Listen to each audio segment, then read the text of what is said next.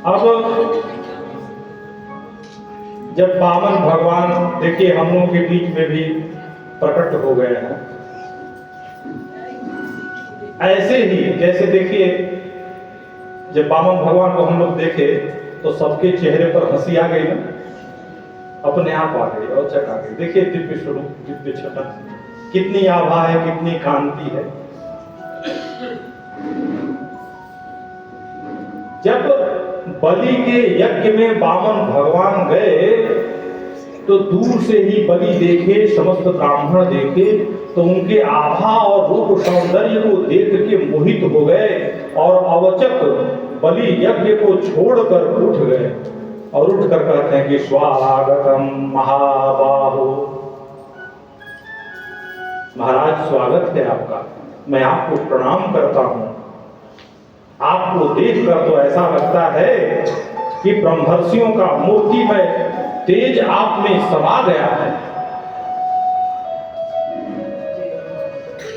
बोलिए इस बलि के दरवाजे पर आप क्यों आए हैं? बलि के दरवाजे पर आप क्यों आए हैं? क्या आपको विवाह करने की इच्छा है? आपके योग्य कोई कन्या ढूंढकर आपका विवाह करा दूं? जो भी आपकी इच्छाएं हैं निसंकोच कहिए। हाँ, ये वामन भगवान अभी नवरात्र में आए थे तो इनसे भेंट हुआ था, विवाह के नाम में बड़ी खुश भी हो।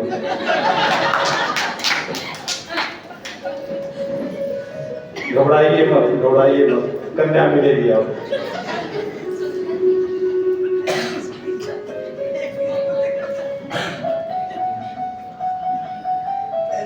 वामन भगवान तो पहले मुस्कुराए, जैसे ये मुस्कुरा रहे हैं देखिए, और मुस्कुराकर बलि के प्रशंसा का पुल बांध दिए। कहते हैं कि हे विरोचन पुत्र बलि, तुम्हारे ही परिवार में भक्त प्रहलाद थे, मैं जानता हूं और तुम्हारे बारे में भी जानता हूं कि तुम कुछ भी दे सकते हो। और जैसा मैं तुम्हारे बारे में सुना था, यहां आकर तो उससे ज्यादा ही कुछ मैं देख रहा हूं। अरे आपके ही पूर्वज हिरण्यकश्यप और हिरण्याक्ष थे, उनके पराक्रम को कौन नहीं जानता है।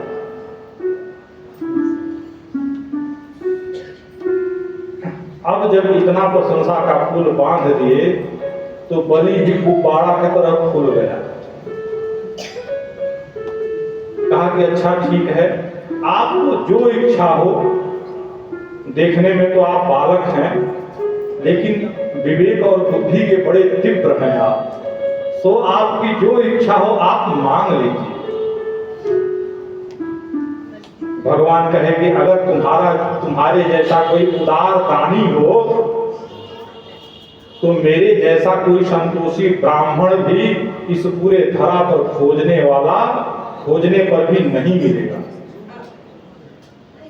अरे अपने राम को तो कुछ नहीं चाहिए,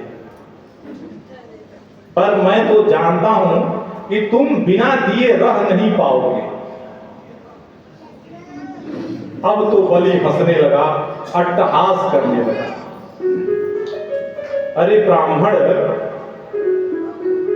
तूने तो हमारे मन को मोह लिया, जल्दी बोलो क्या चाहिए। कहते हैं कि बातें तो तुम बड़ी बुढ़े बुढ़े जैसे करते हो भाई, लेकिन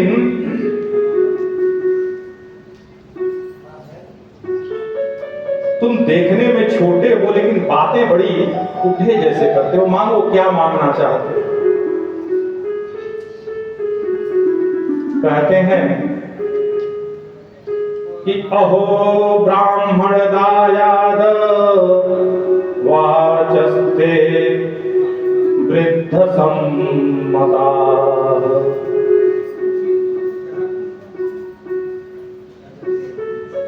लेकिन तुम मांगते क्या हो? पदानि त्रीणि दैत्येन्द्र सम्मितानि पदाशम। हे राजा बलि, हमें केवल 3 पग तुम भूमि दे दो। अब देखिए, ध्यान दीजिए, ध्यान देने वाली बात है। भगवान बलि से क्या मांगे? 3 पग भूमि, मात्र 3 पग भूमि। भगवान बलि कहता है कि तुम पक्के बाभन के बाभन हो। राजा बलि के दरवाजे पर आए हो और 3 पग भूमि मांग रहे हो। क्या जगत में हमारा तुम उपहास कराना चाहते हो कि राजा बलि के यहाँ बामन गया तो 3 पग भूमि मांग के आ गया?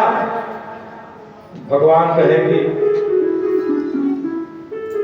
बलि, मैं बड़ा संतोषी ब्राह्मण हूं, हमें जितनी जरूरत है उतना मैं मांग लिया तुमसे। अरे धन मांगो, संपदा मांगो, ऐश्वर्य मांगो, इतना मांग लो कि फिर कहीं दूसरे जगह मांगने की जरूरत न पड़े।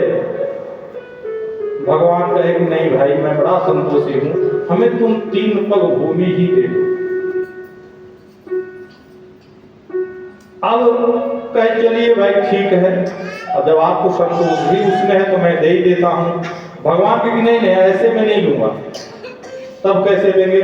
संकल्प करो, संकल्प करो तब लूंगा। अब तो बलि हंसने लगा, कहा कि भाई संकल्प, बलि का वचन ही संकल्प है। कहते नहीं नहीं, तुम संकल्प करो जब लेकर और तब मैं। इस बात को वहीं बैठे बैठे शुक्राचार्य जी सुन रहे थे और टुकुर टुकुर देख रहे थे। शुक्राचार्य जी कहे कि देखने में तो बड़ा नेक छोटा सा दिखाई दे रहा है, लेकिन बातें तो बड़ी ऊंची ऊंची कर रहा है भाई, ये है कौन है? अरे शुक्राचार्य जब नेत्र बंद करके देखे तो विराट पुरुष साक्षात विष्णु दिखाई देते। अरे ये तो विष्णु है, ये तो वामन रूप में बलि को छलने आया, सारा साम्राज्य ही इससे मांग लेगा ये तो 3 पग के चक्कर में। शुक्राचार्य कहा कि बलि रुक जाओ, संकल्प मत करना। कहा क्यों गुरुदेव? कहा कि ये वामन नहीं है, ये देखने में वामन है, ये 52, 54, 56, 58 कितना हो जाएगा कुछ समझ में नहीं आएगा। ये साक्षात नारायण है, संकल्प मत लो, दो मत 3 पग भूमि। हाँ गुरुदेव, कोई बात नहीं, घबराने की बात नहीं है। अरे अगर साक्षात नारायण ही हमारे दरवाजे पर आकर और भिक्षाटन कर रहा है तो इस बलि को तो और गर्व होगा कि कम से कम भगवान ही हमारे यहाँ वामन रूप में आकर कम से कम कुछ मांगने तो आया। और अगर यह नारायण नहीं होगा तो 3 पग भूमि दे देंगे, संतोष करके लेके चला जाएगा। शुक्राचार्य जी बड़ी नाराज हुए बलि के ऊपर और कहे कि चलो अच्छा, मैं संकल्प भी नहीं होने दूंगा। तो कमंडल की जो टूटी होती है ना, उसी में शुक्राचार्य जी प्रविष्ट कर गए। अब ऐसे जल गिरा रहे हैं तो जल गिर ही नहीं रहा है। तो वामन भगवान कहे कि लग रहा है कि इस टूटी में कुछ फंस गया। एक कुसा लिए और कुसा लेके खोद दिए, शुक्राचार्य की एक आंख अंधी हो गई। कहे कि जल्दी निकल के यहाँ से भागो, नहीं तो दोनों आंख अंधी हो जाएगी। शुक्राचार्य जी निकल के भाग लिए। कहे कि बलि मानेगा नहीं, जल गिर गया, संकल्प हुआ, संकल्प करते ही भगवान का विराट रूप प्रकट हो गया, पर्वताकार भगवान हो गए। जब बलि ऐसे सर करके देखने लगा तो भगवान का मस्तक ही नहीं दिखाई दे रहा है। भगवान कितने बड़े हो गए, और भगवान इतने बड़े हो गए कि भगवान का एक पग ब्रह्मलोक में चला गया। और जैसे ही ब्रह्मलोक में गया, जब ब्रह्मा जी ने देखा कि ये तो नारायण का चरण है, ब्रह्मा जी ने उस चरण को धोकर अपने कमंडल में, और वही कमंडल में जो नारायण के चरण धोकर रखा वही गंगा जी, और वही गंगा जी राजा भगीरथ तपस्या करके अपने 60,000 वंशजों का उद्धार किए। और वो कमंडल से गंगा जी भोलेनाथ के जटा में आई और जटा से गंगा जी गोमुख से निकली और इस पृथ्वी पर, इस धरा पर, इस पावन पुण्य भारत भूमि पर सबका उद्धार करते हुए और गंगोत्री से निकलकर गंगा सागर में प्रवेश कर। और दूसरा पैर जब एक पैर से नाप लिए, दूसरा पैर से पूरा भूमि नाप लिए। अब कहेंगे अब बोल भाई इतनी तो हो गया, सब आकाश पाताल मृत्युलोक सुतल वितल अतल तलातल भू भुव स्व महाजना तपा सत्यम सब नपा गया। अब कुछ बचा ही नहीं दो पैर में। अब बलि बोल, अब बोल दे तीसरा पैर कहाँ रखूं भाई। तो बलि परम भागवत था, परम वैष्णव था। बलि कहा कि हे भगवान, मैंने संकल्प जो किया है 3 पग भूमि का किया है और इस 3 पग भूमि के संकल्प मात्र से आपने आकाश पाताल मृत्युलोक तल तलातल सुतल तलातल रसातल पाताल भू भुव स्व महाजना तपा सब कुछ आपने नाप लिया। लेकिन हे भगवान, अभी बलि बचा हुआ है। बलि अपने आप को संकल्पित नहीं किया है, सो आप अपना चरण मेरे मस्तक पर रख दीजिए। भगवान प्रसन्न हो गए कि हे बलि, तेरे जैसा महादानी इस पूरे जगत में खोजने पर भी नहीं मिलेगा। मैं प्रसन्न हूँ और तुम्हें सुतल लोक का राज्य देता हूँ और कुछ चाहिए तो मांग लो। तो बलि कहा कि हे भगवान, मैं यही चाहता हूँ कि जब भी मेरी नींद खुले तो आप हमें दर्शन दें। और भगवान तो बड़े चक्कर में पड़ गए कि मैं तो इसको वरदान देके सुतल लोक में बलि ने 52 दरवाजे का एक महल बनाया। 52 दरवाजे का कथा में आता है और 52 दरवाजे का महल बनाया। और बलि अब किस दरवाजे से निकलेगा ये नारायण की जिम्मेदारी रहती थी। जिस दरवाजे से निकलता था नारायण दौड़ के उस दरवाजे को जाकर खड़े होते। जब बहुत कुछ दिन बीत गया तो लक्ष्मी मैया ने देखा कि हमारे नारायण कहाँ गायब हो गए भाई, पता होता है ही नहीं उनका, कहाँ चले गए। तो पता चला कि नारायण भगवान बलि के यहाँ द्वारपाल का काम कर रहे हैं सुतल लोक में। तो भगवती लक्ष्मी जाती हैं और बलि से याचना करती हैं कि हमारा कोई भाई नहीं है, तुम भाई बन जाओ। और भाई बनते हैं और भाई बन के बलि के हाथ में रक्षा बांधती है। रक्षा का मंत्र हम लोग पढ़ते हैं ना, ये नबद्धो बलि राजा दानवेंद्रो महाबली तेन त्वाम प्रियवदनामि, पढ़ते हैं ना मंत्र। वहीं से यह रक्षा विधान का मंत्र चालू हुआ। और जब रक्षा विधान हुआ तो बलि कहता है कि बहन, अब तो तू मेरे हाथ में मेरे कलाई में रक्षा बांधी है, तो अब यह भाई का भी परम कर्तव्य है कि कुछ दे। बोल बहन, तू क्या चाहती है। तो लक्ष्मी मैया कहती है कि हे भाई, ये तुम्हारे द्वारपाल हैं, इन्हीं को हमें दे दो। तो वहां से फिर भगवान को जो बंधन में थे छुड़ा कर और फिर अपने क्षीर सागर में लक्ष्मी मैया के साथ ध्यान करते हैं। बोलिए वामन भगवान की जय। यहाँ वामन भगवान की कथा प्राकट्य होती है। चलिए आइए वामन भगवान का थोड़ा सा तिलक कर दीजिए।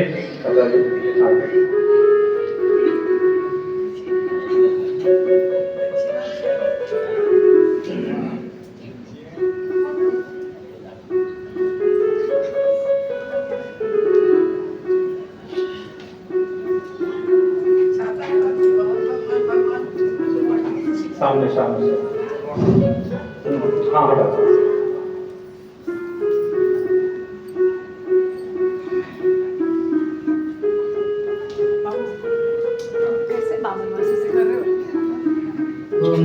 षष्ठीनारेन्द्रो वृद्धस्रवाः षष्ठीनः पूर्वा विश्ववेदाः षष्ठीनस्तारक्षो अरिष्टनेमिः षष्ठीनो बृहस्पतिर्दधातु इदं विष्णुविचक्रमे त्रिधानि दधि फलं समूढमश्यपाग्निसूरे स्वाहा।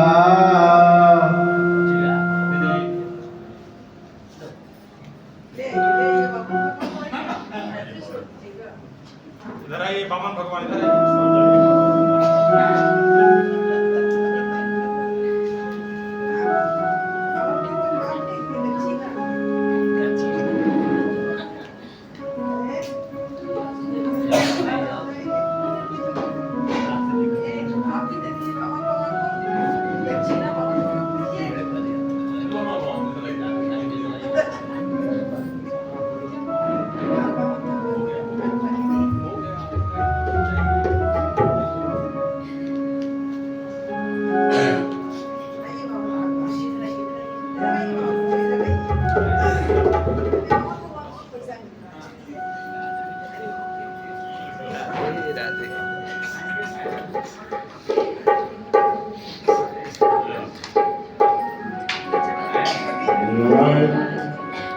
अरे चली जा रही है उम्र धीरे धीरे, चली जा रही है उम्र धीरे धीरे, पल पल ये आँखों पहर धीरे धीरे, पल पल ये आँखों पहर धीरे धीरे, चली जा रही है भैया उम्र धीरे धीरे, चली जा रही है उम्र धीरे धीरे। बचपन भी बीता जवानी भी जाए, बचपन भी बीता जवानी भी जाए, बचपन भी बीता जवानी भी जाए, जवानी भी जाए, जवानी भी जाए, बुढ़ापे का होगा, बुढ़ापे का होगा असर धीरे धीरे, चली जा रही है उम्र धीरे धीरे। पल पल आँखों पहर धीरे धीरे, पल पल आँखों पहर धीरे धीरे, चली जा रही है भैया उम्र धीरे धीरे, चली जा रही है उम्र धीरे धीरे। तेरे हाथ पाँव में बल ना रहेगा, तेरे हाथ पाँव में बल ना रहेगा, तेरे हाथ पाँव में बल ना रहेगा, बल ना रहेगा।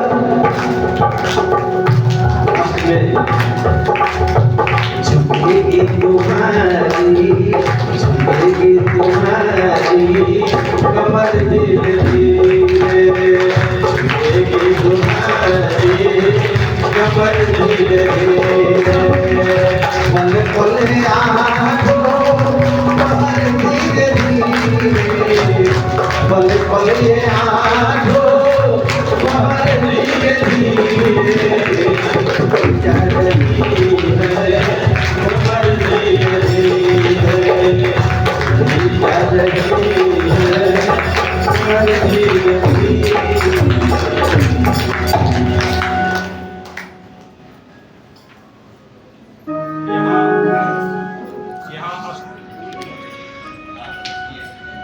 यहाँ अष्टम स्कंद पूर्ण होता है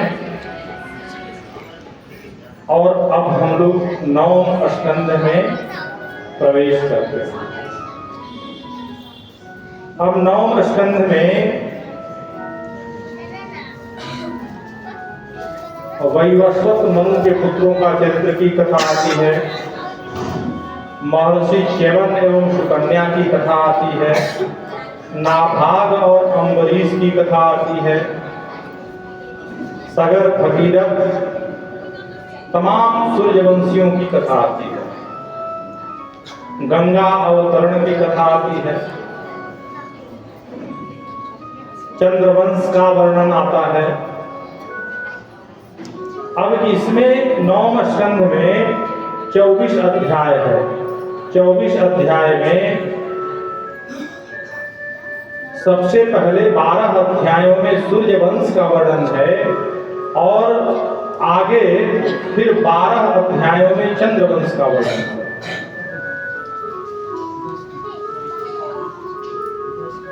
सुखदेव जी महाराज परीक्षित से कहते हैं कि पहले मैं सूर्यवंश के वर्णन के बारे में बता लेता हूं, उसके बाद फिर आगे चंद्रवंश के वर्णन के बारे में बताऊंगा। ब्रह्मा जी के बेटा हुए मरीचि, मरीचि के कश्यप, कश्यप जी के विवस्वान, विवस्वान के हुए सौखादेव।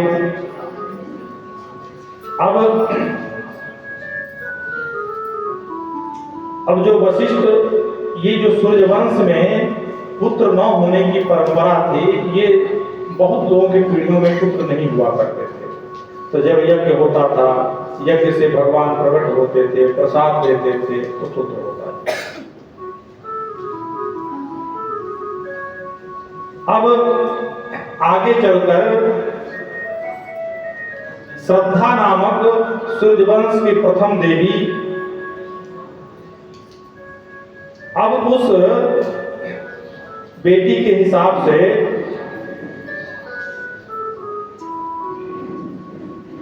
कहे कि मैं पुत्र चाहता था लेकिन पुत्री हो गई। यज्ञ हुआ, पुत्र की कामना थी, लेकिन वशिष्ठ जी अपने तपोबल के प्रभाव से उस पुत्री को पुत्र बना दिए।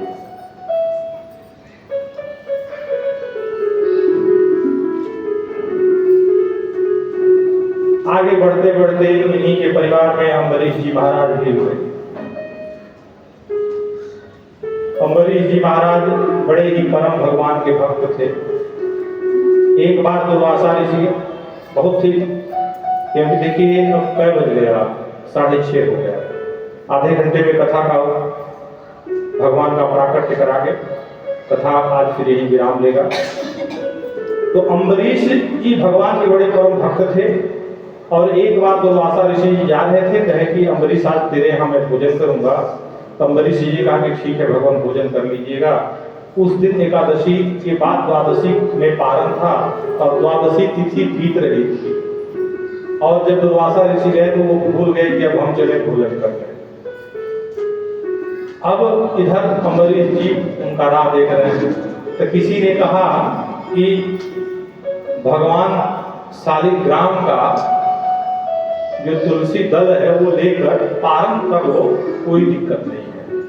जब दुर्वासा जी आएंगे तो उनको भोजन करा के भोजन आप करना। जब इस बात को दुर्वासा जी जान गए कि अम्बरीश पारण कर लिया, बार बार अम्बरीश जी उनको सफाई देते रहे कि नहीं भगवान मैं तो तुलसी दल ले आऊं, और कुपित होकर उनके ऊपर एक त्रिज्या का प्रहार कर दिया। अब अम्बरीश जी भागे भागे भगवान के आ गए। भगवान भक्त की रक्षा करने के लिए अम्बरीश जी के तरफ से भी एक त्रिज्या का प्रहार किए, और वह त्रिज्या दुर्वासा जी को खेदने लगी। दुर्वासा जी भागने लगे, भागते भागते हर जगह गए। भगवान भोलेनाथ के शरण में गए, ब्रह्मा जी के शरण में गए, कोई उनको स्थान नहीं दिया। कहा कि तुम भगवान के भक्त के विरोधी हो, तुम्हें कोई शरण दे नहीं सकता है। भगवान के भी पास गए तो भगवान कहे कि मेरे पास आने से कुछ नहीं होगा, तुम सीधा अम्बरीश के ही चरणों में जाओ। दुर्वासा जी भाग कर फिर दोबारा अम्बरीश के चरणों में आए। अम्बरीश जी को उनको उठा लिया और कहा कि हे महाराज, आप ही तो भाग रहे हैं, मैं आपका आज तक मैं भोजन ऐसे ही रखा है, भोजन नहीं किया, आइए भोजन कर लीजिए, प्रसाद पा लीजिए। ऐसे अम्बरीश जी परम भक्त थे भगवान। अब इन्हीं में सूर्यवंश में कथा आती है सबसे पहले राम जी की, राम कथा आती है।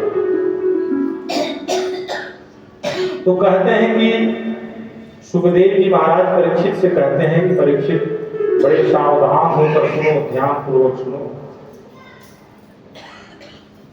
जब तक तुम राम कथा को नहीं सुनोगे, नहीं समझोगे, तब तक तुमको कृष्ण कथा समझ में आने वाली नहीं है।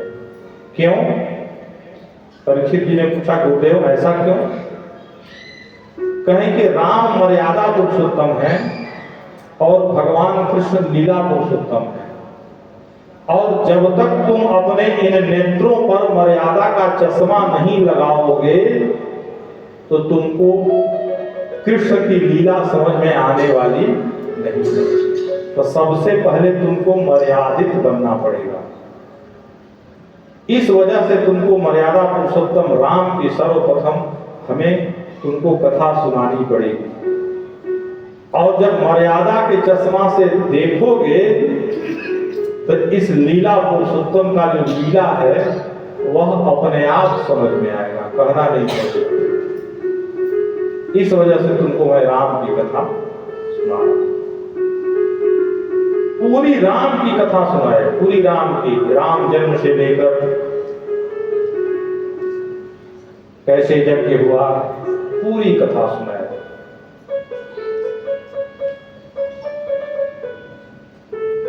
राम जी पैदा हुए, उन लोगों का यज्ञों पर बड़े हुए थे, यज्ञों पर संस्कार हुआ। गुरुदेव के साथ, विश्वामित्र जी के साथ पढ़ने गए, अहिल्या का उद्धार हुआ। जनकपुर में सीता मैया के साथ चारों भाइयों का भी श्रुति कीर्ति मांडवी सबके साथ विवाह हुआ। विवाह करके घर आए तो दशरथ जी को अचानक ऐनक में दिख गया कि अब मेरे केस पक गए, तो अब राजगद्दी राम को दे दी जाए। गुरु वशिष्ठ जी के पास जाते हैं, गुरु वशिष्ठ जी से कहते हैं कि राम को राज्याभिषेक कर दिया जाए। गुरु वशिष्ठ कहते हैं कि एकदम कर दीजिए, देर मत करिए, विलंब मत करिए। लेकिन वशिष्ठ दशरथ जी ने एक रात्रि का समय दे दिया, सुबह कल राम का राज्याभिषेक कर दिया गया। अब देवता लोग घबरा गए, ये भी तो जिस हेतु भगवान का अवतार हुआ है वह हेतु पूर्ण ही नहीं होगा। तो देवता लोग, सारे लोग देव मिलकर मंथरा की बुद्धि में सरस्वती मैया को कहे कि जाइए मंथरा की बुद्धि परिवर्तित करिए, और कैकेयी मैया भरत जी के लिए राज्य और राम जी के लिए 14 वर्ष का वनवास मांग लिया। इसमें सबसे बड़ा कर्म दृश्य इस पूरे राम कथा में हमें व्यक्तिगत जो लगता है, भरत पात्र। जब राम जी चित्रकूट चले गए, जब भरत जी अपने ननिहाल से आए तो पता चला भरत जी राज्य सिंहासन, राज्य शासन लेने के लिए तैयार नहीं हुए। देखिए वहां पूरे अयोध्या में त्याग की तपस्या है। हम लोग सभी लोग धन के लिए मार करते हैं कि हमें ज्यादा हमें कम होता है ना, लेकिन वहां सारे लोग त्याग के तपोमूर्ति है। ठीक वही त्याग की तपोमूर्ति जब भरत जी निकले और जब प्रयागराज पहुंचे तो प्रयागराज कहा कि भरत, तुम्हारे जैसा साधु हमने आज तक नहीं देखा और मैं प्रसन्न हूं, कुछ मांगना चाहते हो तो मांग लो। तो भरत जी ने कहा कि पहले हमें क्या नहीं चाहिए, हे प्रयागराज यह सुन लीजिए। हर धन धर मन काम रुचि, गति न चहु निर्वाण, जन्म जन्म मोहि राम पद, यह वरदान। कहेंगे न हमें अर्थ, धर्म, काम और मोक्ष कुछ भी नहीं चाहिए। और इन चार चीजों के लिए ही लड़ाई सदैव चराचर जगत में हो रहा है। धर्म के लिए, अर्थ के लिए, काम के लिए, मोक्ष के लिए। लेकिन जीवन का अंतिम क्षण आ जाता है, लेकिन किसी भी कामना से संतृप्त कोई होता नहीं।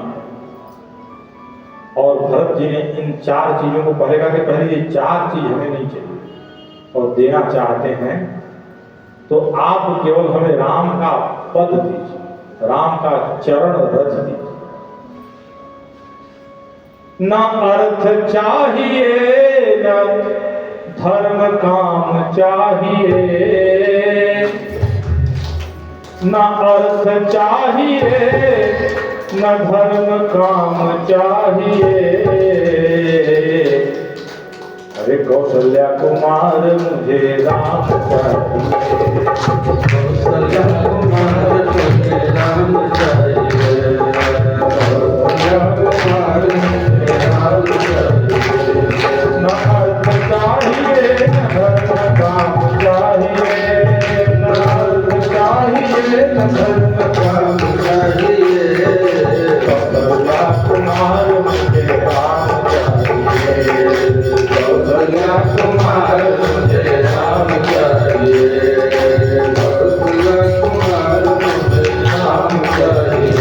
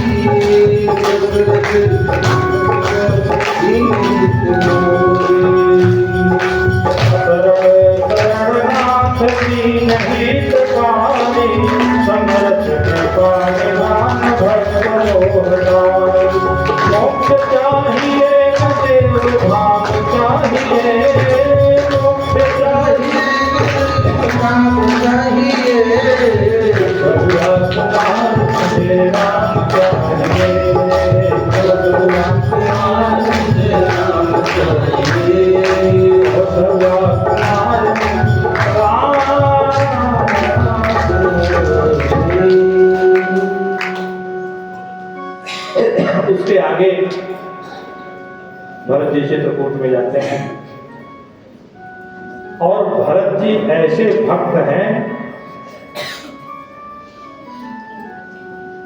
कि चित्रकूट में 6 दिनों तक रहे, लेकिन 6 दिन में एक दिन भी हिम्मत नहीं जुटा पाए कि हम अपने प्रभु से कह दें कि आपको मैं लेने आया हूं, आप चलिए। क्योंकि वो सोच रहे थे कि ये तो आदेश देने वाली बात है। खूब मीटिंग पे मीटिंग चला, बैठक पे बैठक। जनक जी भी आ गए, जनक जी की भी बुद्धि चकरा गई। अंत में भगवान राम ने उनको एक अवलंब में खड़ाऊं दिया और खड़ाऊं लेकर सर पे रखकर भरत जी चले। बहुत अच्छा प्यारा भजन, एक लाइन का। अरे शीश पे खड़ाऊं अखियों में पानी, शीश पे खड़ाऊं अखियों में पानी। राम भक्त वेद चला, राम भक्त चला रे राम की वाणी, राम भक्त चला रे राम की वाणी। शीश पर खड़ा अखियों में पानी, शीश राम भक्त बेचारा राम की दीवानी, राम भक्त बेचारा राम की दीवानी। राम भक्त बेचारा राम की दीवानी, राम भक्त बेचारा राम की।